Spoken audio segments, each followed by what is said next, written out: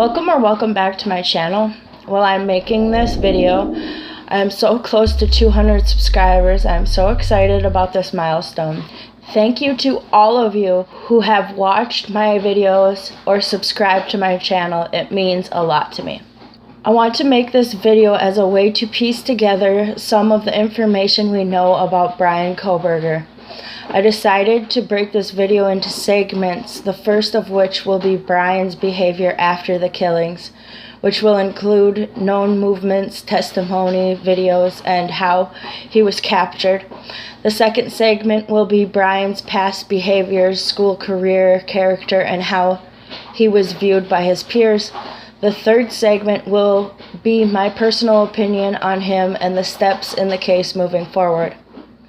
I would like to use the TikTok video to help me analyze his character and behavior, but the video's creator hasn't been verified as him. Mark my words, I 100% believe that the video in question was the killer, but I cannot verify that information, so it is not admissible in this video. BK's behavior after the killing. BK resides in Pullman, Washington, a city 9 miles from the site of the Idaho 4 murders. This is where he lived during the time of the murders, and this location will be called his apartment going forward. His course of study at the time of the murders was the graduate criminology program at Washington State University. After the murders on November 13th, 2022, BK continued to go to his classes. BK also worked as a teaching assistant at the Washington State University. He did this job in a criminal law class during the fall semester. And the name matched and everything, and yeah, it was just like totally jarring, totally shocking to realize that this person that had been, kind of grading my papers was, allegedly this like horrible murderer. It would have been about a month before winter break when like the murders happened. And we didn't obviously build our framework for this around that because we had no reason to connect him to that, at the time. But definitely around then, he started grading everybody just 100s. Not like you pretty much, if you turned something in, you were getting high marks. And he stopped leaving notes. It was just, he seemed preoccupied is what I would have said at the time. And now obviously he seems like he was probably pretty preoccupied. But it was much easier. You'd turn in whatever you wanted pretty much, and he was just grading them up and sending them back. Like he probably, that I saw, he was always a little bit spotty on whether or not he'd come to class because he had, whatever PhD stuff over the top of it. But the couple times that he did come after or around that time period, I remember him, he had like a little bit more facial hair, just like stubble, but definitely less like well kept than he was. And he was a little quieter. He used to stand up at the start of class and like talk about some stuff sometimes. And this time he didn't really do that at all. He was definitely, I think, like the previous like mental preoccupation that we had been noticing where it was like, he didn't really want to be there. That was at like an all-time high. And he just, didn't look like he was doing great.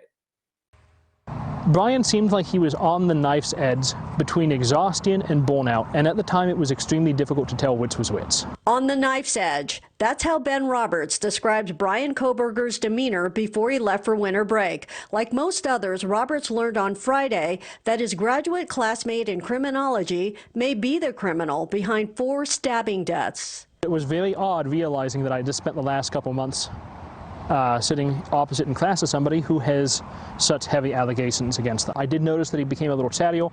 He became a little more animated. Mostly what I noticed, though, is he was always showing up a little late, and he was always showing up with a cup of coffee in hand. He seemed like he was more exhausted going into the tail end of the tour. He very much liked it when everybody in the room knew that he knew what was going on, but it wasn't enough that you knew that he knew. He had to make absolutely sure you understood that he was smart, that he had this intellectual capacity. Police have stated that sometime right before Christmas, we were zeroing in on him being in or going to Pennsylvania. BK's father flew to Washington and drove BK's white Hyundai Elantra back to Pennsylvania with BK. BK's lawyer, Labar, has stated that BK's father said driving cross-country took them about 2.5 days. Bryan was acting normal and not out of character during the drive from Washington. Also, it has been said that the cross-country trip was pre-planned. BK's lawyer told CNN BK had arrived in Pennsylvania around December 17th to celebrate with his family. Although two people from separate local businesses in Pennsylvania reported to CNN that the father and son were at their business locations on December 16th. One of these businesses was an auto maintenance shop where the Elantra was serviced. He was tracked for 4 days before his arrest while law enforcement worked with prosecutors to develop enough probable cause to obtain a warrant. He was caught using genetic genealogy techniques. The DNA was run through a public database to find potential family member matches. Subsequent investigative work by law enforcement led to him as the suspect. BK was arrested at approximately 3 a.m. in the morning on December 31st, 2022, at his parents' home in Albrightsville, Pennsylvania. BK's lawyer said that BK's white Honda Elantra was found at his parents' house. At this moment in time, BK is on 24-hour suicide watch while he is awaiting his extradition hearing. BK's lawyer does not have an affidavit of probable cause. Labar has stated that he is only BK's lawyer for the proceedings of the extradition and not his personal attorney going forward. BK grew up in Pennsylvania and attended Pleasant Valley High School in Broadheadsville. Former classmates and peers recalled he had an analytic mind. He could be cruel. He had a friendship that lasted from 2009 to 2014 after lighthearted jabbing turned mean-spirited, with the person stating that over time it got so bad that I just shut down when I was around him. I eventually just had to cut ties with him. BK had struggled with heroin addiction beginning in high school. A person who was friends with BK since 8th grade stated that BK had a long-standing fascination with why people acted the way they did, and that BK seemed to enjoy his job as a security guard for the Pleasant Valley School District. BK worked at the Pleasant Valley School District as a security guard for several years up until 2021. A fellow student at DeSales University stated that BK was a quiet person who liked to work alone but came across as smart. She recalled an instance in one class when students were asked to look at photos of a crime scene and figure out what happened. The student stated that BK was quick to come up with ideas. She said at the time it seemed as if he was just a curious student, so if his questions felt odd, we didn't think much of it because it fit our curriculum. In June 2022, BK finished his graduate studies at DeSales University. He also had an associate's degree in psychology from Northampton Community College in 2018. In a Reddit post that was posted 7 months before BK's crime, but was removed after Kohberger's arrest was announced, a student investigator named Bryan Kohberger, who was associated with a DeSales University study, sought participation in a research project to understand how emotions and psychological traits influence decision-making when committing a crime. In particular, this study seeks to understand the story behind your most recent criminal offense, with an emphasis on your thoughts and feelings throughout your experience. One of the principal investigators of the study was confirmed to be a professor at DeSales University. BK is a 28-year-old grad student who had researched the mindsets of criminals and once studied under a professor in Pennsylvania known for her expertise on serial killers. The last few months before the Idaho 4 murders, BK was pursuing a PhD in criminology at Washington State University. BK had an obvious, deep interest in the psychology of criminals. BK's attorney, Labar, has also stated that BK had been following the Idaho 4 case with interest but was shocked to be arrested. Washington State University. A peer of BK's at the Washington State University said that BK's quiet, intense demeanor had made some classmates uncomfortable. Another peer said BK seemed interested in the thought process of criminals while they committed crimes and less interested in the social factors that might lead people to do so, saying that he believed some people were just bound to break the law. Another peer described BK as the black sheep of the class, often taking contrary viewpoints and sometimes getting into arguments with his peers, particularly women. In one instance, BK began explaining a somewhat elementary criminology concept to a fellow doctoral student, who then accused him of mansplaining. A heated back and forth ensued, and the doctoral student eventually stormed out of the classroom. BK also worked as a teaching assistant in a criminal law class during the fall semester. He was pretty strict as far as grading goes. When he came into class, he was very, not super mentally present. He would stand up at the front, look at the ground. He had a lot of like boilerplate responses he would give people rather than, maybe something he had thought up on the spot. It seemed like he would be, he'd come in knowing what he was going to say to like most interactions. And then when he would grade your papers, he would be grading you on what he ended up calling like a higher standard. But what it really felt like to us was he was grading us like he would have graded himself as a PhD student. And so that was just kind of like, we were all annoyed by him. And so I knew his name, I knew like, oh, T.A. Bryan, like he sucks at this. Like he's grading us too harshly. And that was like an annoyance. But obviously beyond that, we just thought he was a little weird and kind of, a bad grader. Students in his class stated, BK would often cast his eyes down while addressing the students, giving the impression that he was uncomfortable. BK had a strong grasp of the subject matter, but was a harsh grader. One of the individuals at the Pennsylvania business that BK and his father visited after the cross-country trip from Washington to Pennsylvania stated that the father told him that he flew to Washington State and made the cross-country trip with BK. The father said that BK would be traveling to the West Coast alone after the holidays. The individual at the business said that BK was a little awkward, but not suspiciously so. He also said that BK told him he wanted to go into the field of behavioral criminal justice and become a professor. A source close to the investigators also told the Daily Mail that cell phone data revealed that BK's phone was often in the same location as all four of the murder victims, although this information cannot be 100% verified at this time. LaBar, BK's current attorney in Pennsylvania, has described BK as very intelligent. According to LaBar, BK's family is also very shocked and said this is out of character for Bryan. Next moves, in my personal opinion.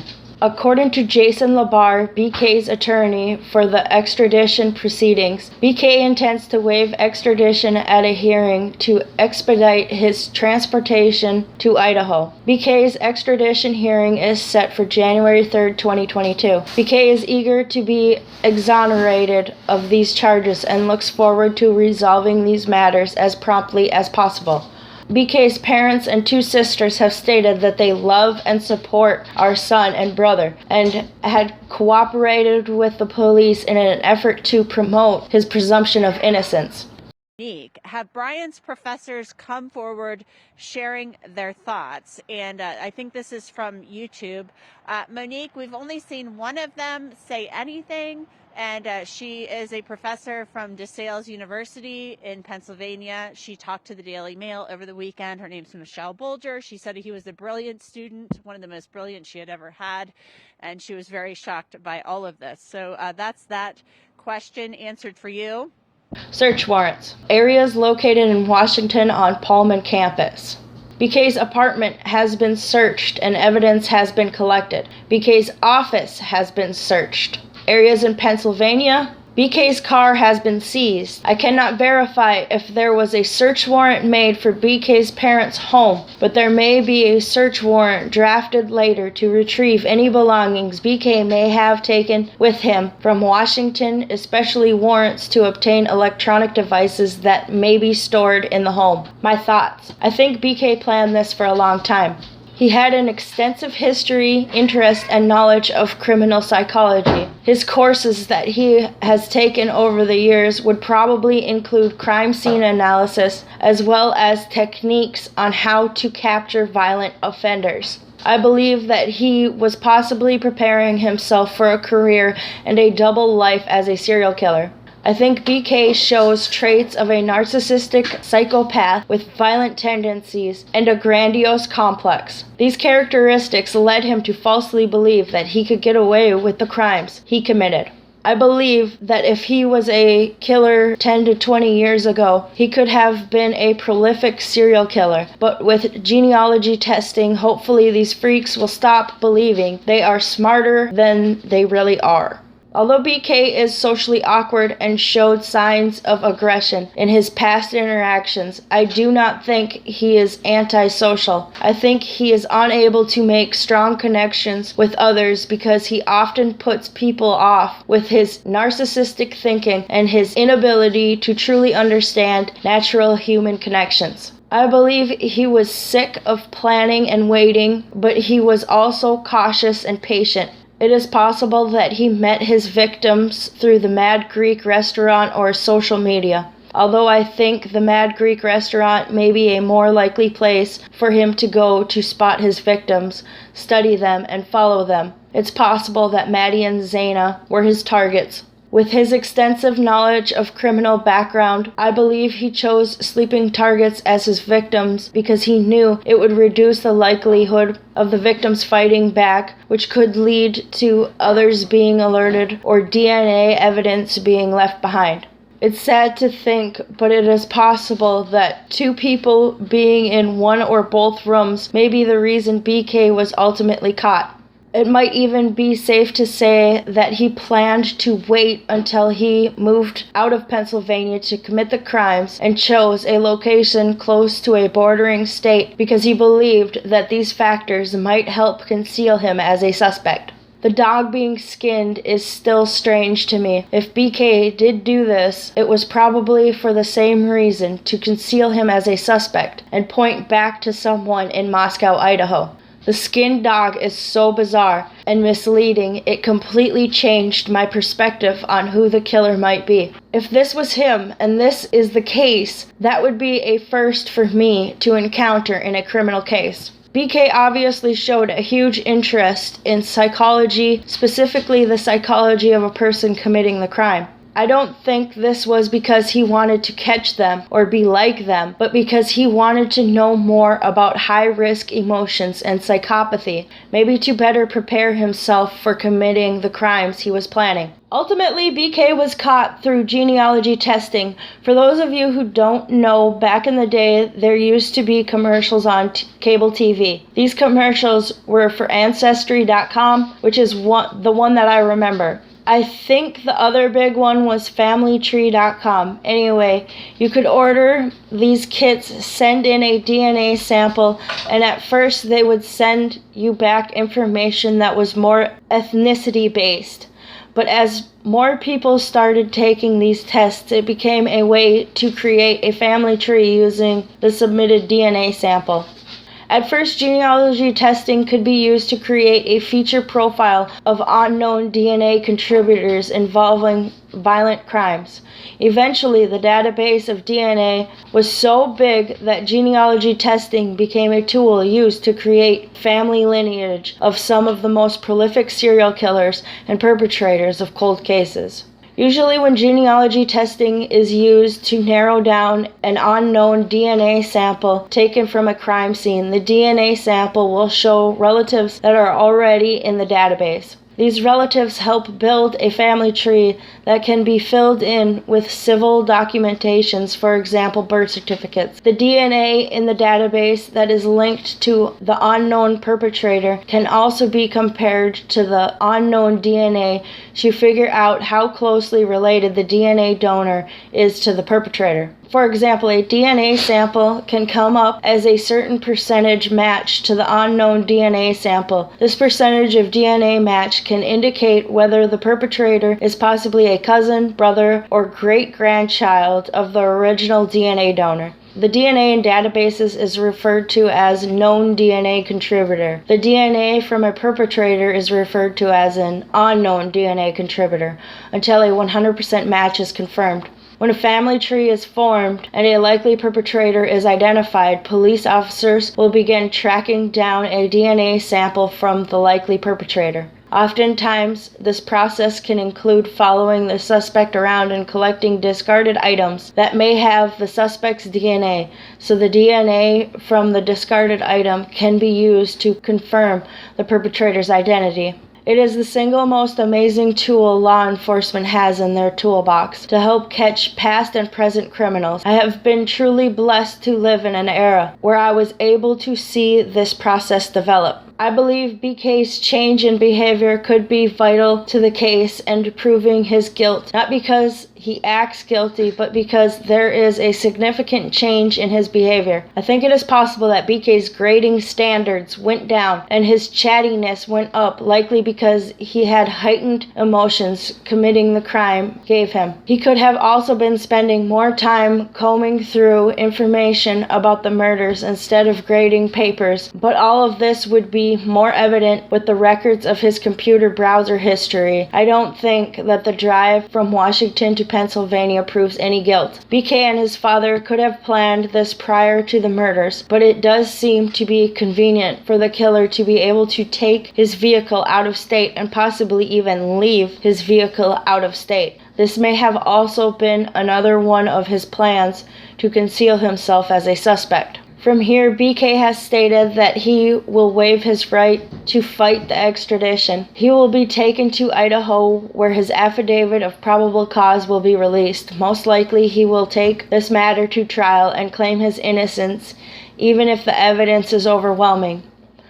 He will most likely claim his innocence until it becomes evident that all appeals are exhausted. The police will probably use cell phone GPS and car movement to track BK and his father's cross-country road trip to help find the weapon. Although it is possible that the Hyundai Elantra was tailed by multiple different agents at different times and was retrieved if BK tried to dispose of it on his way to Pennsylvania. Although I believe he most likely brought it home and planned on leaving it in Pennsylvania before heading back to Washington. In conclusion, I believe Bryan Kohberger thought about and planned this murder for many years, far before he ever met, seen, or targeted his victims. I believe he could have gotten away with his crimes if one thing hadn't hindered him. Love. The love Zaina and Ethan had for each other, and the beautiful sisterly bond that Maddie and Kaylee had for each other.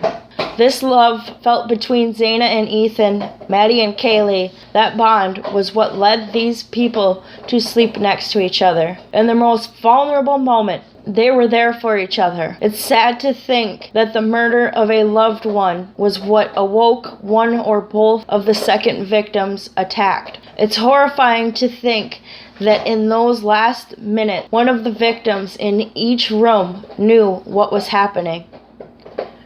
But they were able to fight enough to produce DNA evidence and possibly even startle the perpetrator enough to cause them to flee, possibly even saving the other two roommates' lives.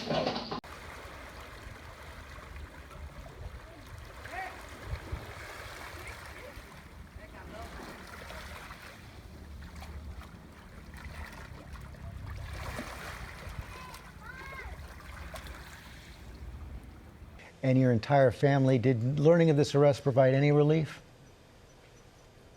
Yeah, it definitely provided relief for our family. We learned later at night around 10:30, and it felt like a cloud was lifted off of us. I mean, it's like seeing sunlight after you've been stuck in a house for a month. So it definitely provided relief and comfort to know that things were progressing, and all this torture of waiting had a purpose and a meaning. And it was very, it was right before her celebration of life. So that also added to, knowing that millions of people have had prayers for us. And in a bad case, a bad situation, this is one of the best ways that we could have learned in the moments of learning it. Is there any indication at all that your daughter may have known this suspect? I think those things will come out. I don't know if there's a direct connection, but we're waiting to see. And we're learning every day we're learning something new. And Mr. Gonzalez, you'll be in court when the suspect arrives in Idaho? Yeah, we expect to be in court, and we'll probably take different schedules depending on who's available. But yes, there will be a Gonzalez representation in that courtroom almost every single day. What do you want everybody watching now to know about Kaylee? Kaylee was a hard-driven worker. She was the one who started your day off. If you were getting coffee, she would, get you that coffee for you, smile, and hopefully send you on a great day. She did everything right. She followed the rules. She went out with a friend. She didn't do it alone.